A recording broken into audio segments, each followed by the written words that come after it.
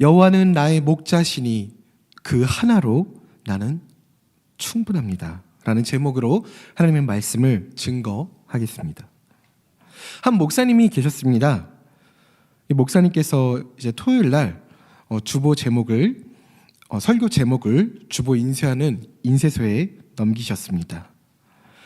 설교 제목은 여호와는 나의 목자시니였습니다. 인쇄소 담당자는 이 제목을 받고 조금 이상하다고 생각을 했습니다. 평소에 목사님의 설교 제목은 좀 길었기 때문인데요. 유난히 이날 좀 그 설교 제목이 짧았기 때문입니다. 그래서 목사님께 전화를 드립니다. 목사님, 여호와는 나의 목자시니가 제목의 끝이 맞습니까? 뒤에 뭐가 더 없는 것이 확실합니까? 목사님께서 답변을 하셨어요. 네. 그거면 충분합니다. 네, 이렇게 답변을 하셨습니다. 주일이 되었고요.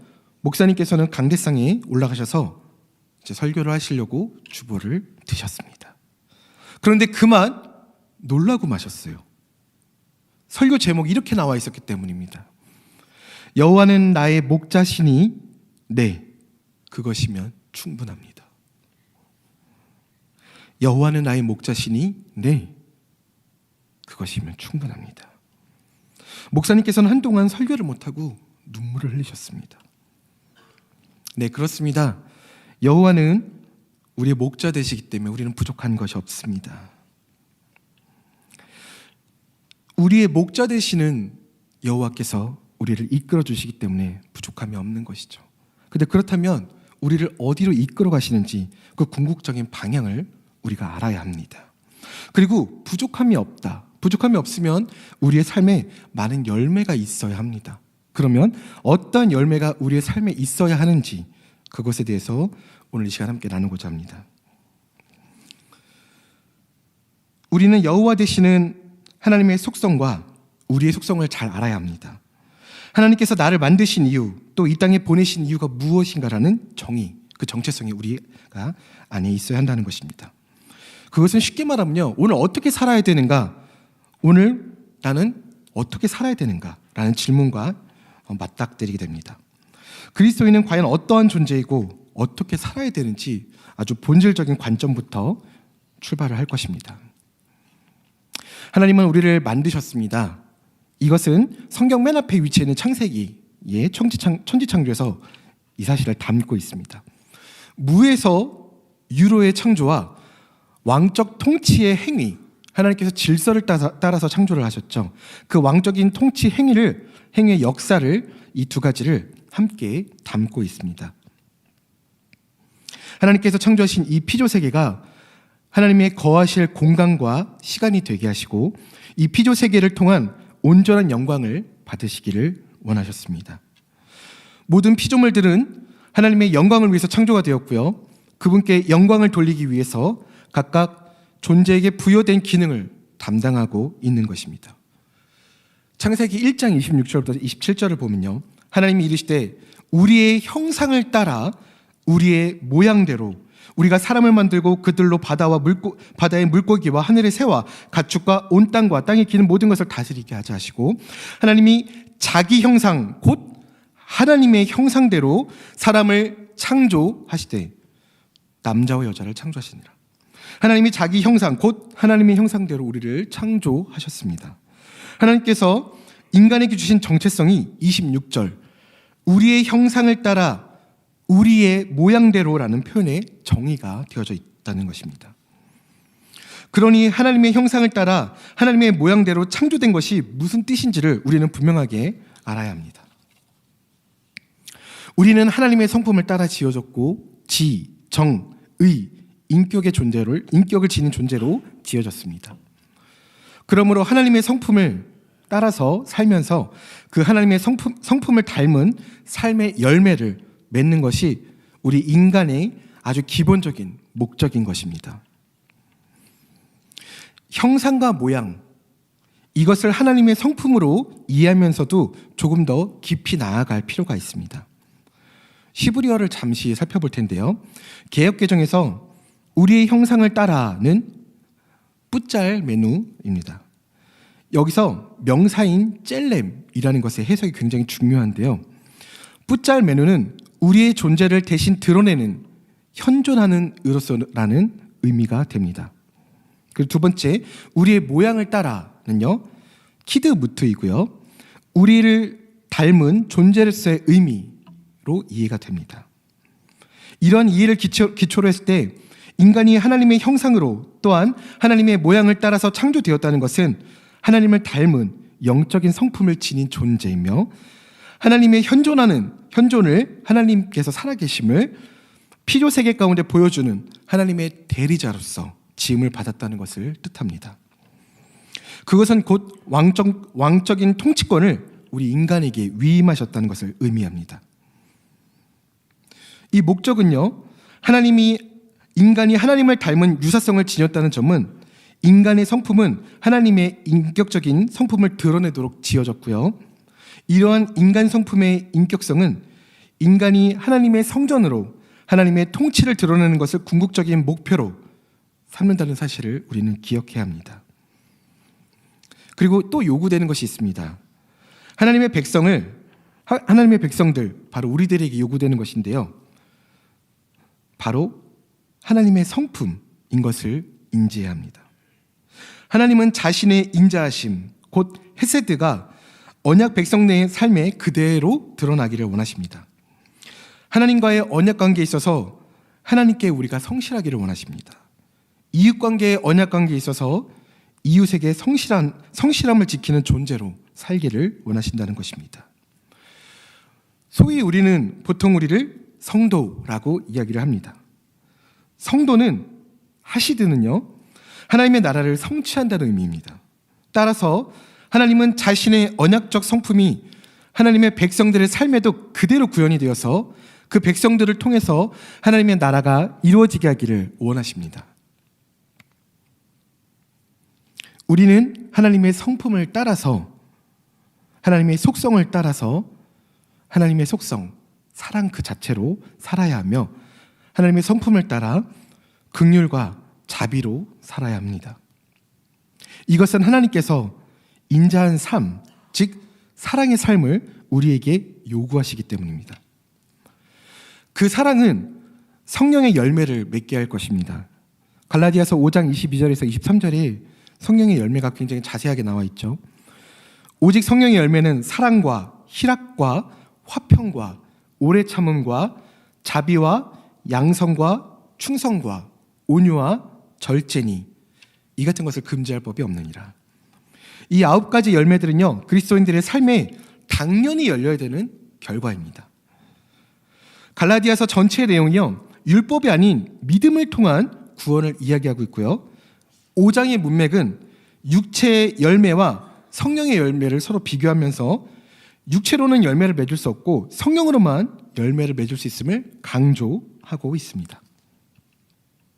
즉 성령의 열매는 성령의 도우심이 없이는 맺을 수 없는 열매로서 성령이 역사하신 결과로만 주어지는 열매라는 것입니다. 저희 집에 신생아가 있습니다. 그 신생아를 목욕을 시켰는데요.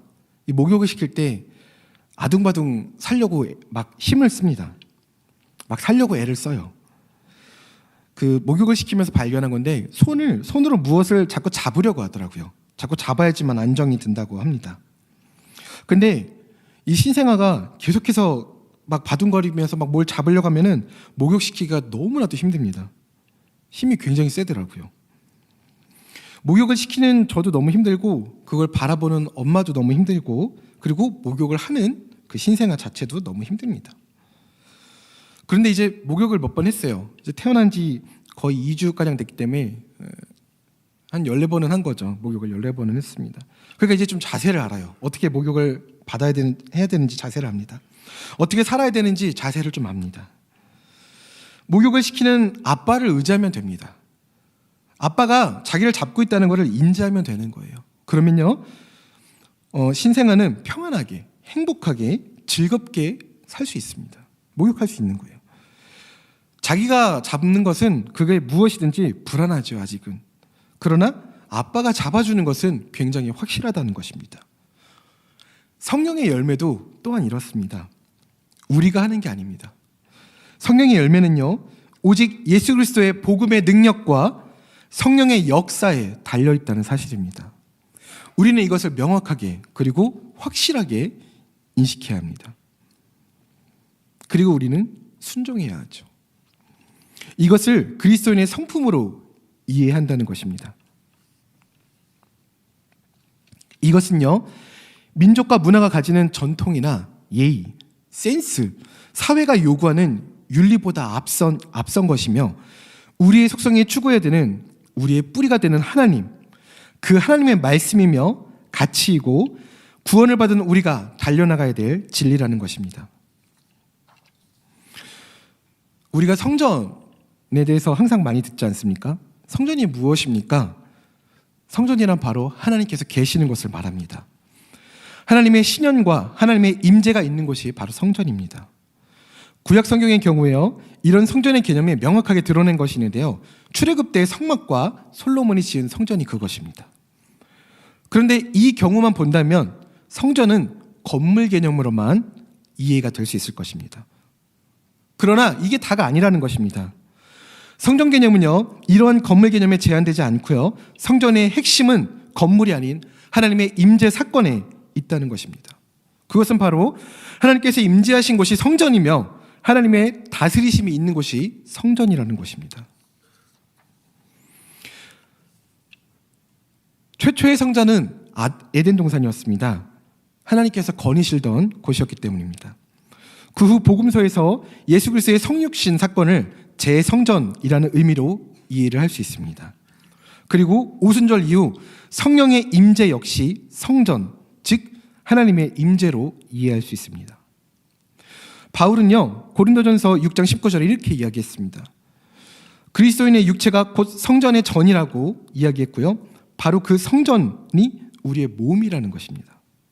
또 에베소서 2장 22절에서 그리스도인의 공동체인 교회가, 지금 우리가 성령 안에서 하나님의 거하실 처소가 되기 위하여 그리스도 예수 안에서 함께 지어져가는 공동체라고 했습니다. 우리는 그런 사람들이에요. 하나님께서 거하실 처소가 되기 위해서 예수님의 이름으로 이곳에 모인 그런 아주 중요한 사람들이라는 것입니다. 성령의 열매, 우리는 이제 성령의 열매를 맛봐야 되는데요, 어디를 가야 맛볼 수 있을까요? 성령의 열매가 열리는 장소가 따로 있을까요? 혹시 성령의 열매는 어떤 나라, 어떤 지역의 특산물일까요? 아닙니다. 성령의 열매는요, 그리스도인 우리들 개개인과 그리스도인의 모임인 성전에, 바로 이곳에 열리는 열매라는 것입니다. 우리는 이 성령의 열매로 인해서 세상 가운데 하나님의 모습을 드러내는 하나님의 형상으로서의 사명이라는 방향성을 가지고 오늘을 살아야 합니다. 그런데 성경에 나와 있지만 그게 꼭 나는 아니지 않을까요? 나는 아니라도 되지 않을까요?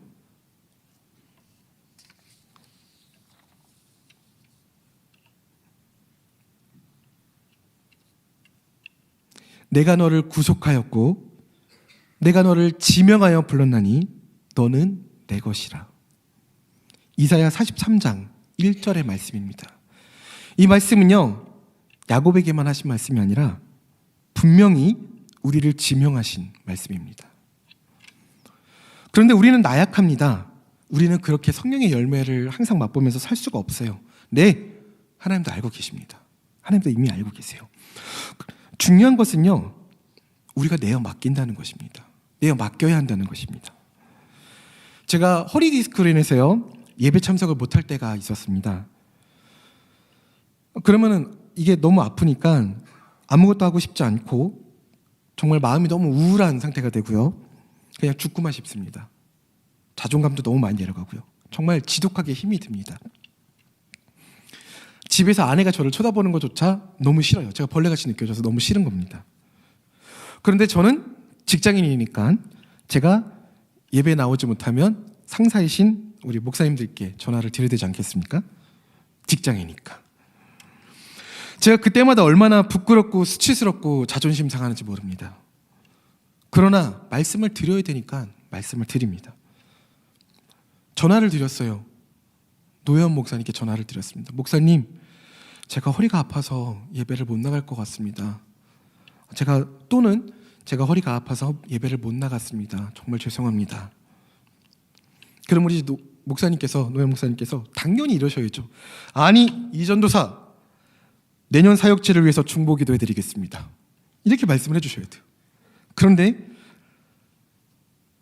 어느 날 이렇게 말씀하시는 거예요. 네, 전도사님, 주일날 굉장히 아파 보이시더라고요. 그래서 못 나오시는 줄 알고 이해하고 있었습니다.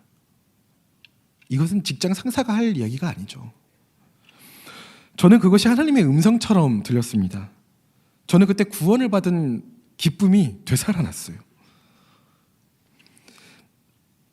나의 나약함을 아시는데 중요한 것은 내가 말씀드리기 전에 이미 노현 목사님을 알고 계셨다는 거예요. 나보다 나를 더 잘 알고 계셨다는 거죠. 저는 그 순간 생각했습니다. 아, 우리의 노현 목사님이시구나. 이런 생각을 했어요. 마찬가지로 제 삶에 있어서, 우리의 삶에 있어서 나보다 나를 더 잘 아시는, 나를 이끌어주시는, 그래서 내가 부족함이 없는, 그분이 나의 주님이시구나 라는 고백이 우리의 삶에 있어야 한다는 것입니다. 저는 자격이 없는 것 같은데요. 저는 그럴 만한 자격이 없어요. 그렇다면 우리가 구원은 무슨 자격이 있어서 받았습니까? 그게 아니라는 것입니다. 우리가 아직 연약하고 죄인 되었을 때 예수 그리스도께서 경건하지 않은 나를 위하여, 우리를 위하여 죽으셨다는 사실입니다. 우리는 절대로 사단이 우리의 마음을 향하여서 첨소하는 말에 쓰러지면 안 됩니다. 우리는 순종해야 됩니다. 아버지께서 아들의 이름을 이제 손자의 이름을 지어주셨습니다. 이름이 이성은입니다. 별성자에 은혜 은자로 지어주셨는데요. 하늘의 별같이 많은 은혜를 받은 사람, 하늘의 별같이 많은 영혼들을 주께로 인도할 사람이라는 의미를 담고 있습니다. 이 이름을 받고요, 많이 고민했어요. 우리 교회도 성은이라는 성도님이 계시는데, 고성에도 성은이라는 친구가 있고, 내 친구 중에서도 성은이가 있는데 별로 안 와닿는 거예요, 이름 자체가. 그리고 또 너무 헷갈리는 거예요. 막 처음 받았는데 은성인지 성은인지 계속 헷갈리는 거예요, 이름이. 그러다가 의미를 되새김하는데 너무 은혜를 받았습니다. 사실 우리 모두가 그렇습니다. 우리 모두가 별과 같이 많은 은혜를 받았잖아요. 그리고 이제는 복음 증거로, 성령의 열매로 별과 같이 많은 사람들을 우리 주님께 인도해야 될 사람들입니다. 우리 성도님들, 오늘 말씀에 순종하실 준비가 되어 계십니까? 순종한다는 것은요, 히브리어로 3가지 뜻이 있는데요. 그 중에 한 가지가 바로 샤마라는 것입니다. 샤마는요, 듣다, 귀 기울이다, 따르다라는 뜻인데요. 우리가 하나님의 말씀에 청종하고 성령의 열매를 맺기를 소망합니다. 왜냐하면 여호와는 우리의 목자 되시기 때문에 우리는 성령의 열매를 맺기에 부족함이 없습니다. 우리 사랑하는 성도님들, 절대로 두려워하지 마십시오. 우리의 목표는 이미 우리가 창조되어질 때부터 정해져 있습니다. 우리의 목자는 여호와십니다.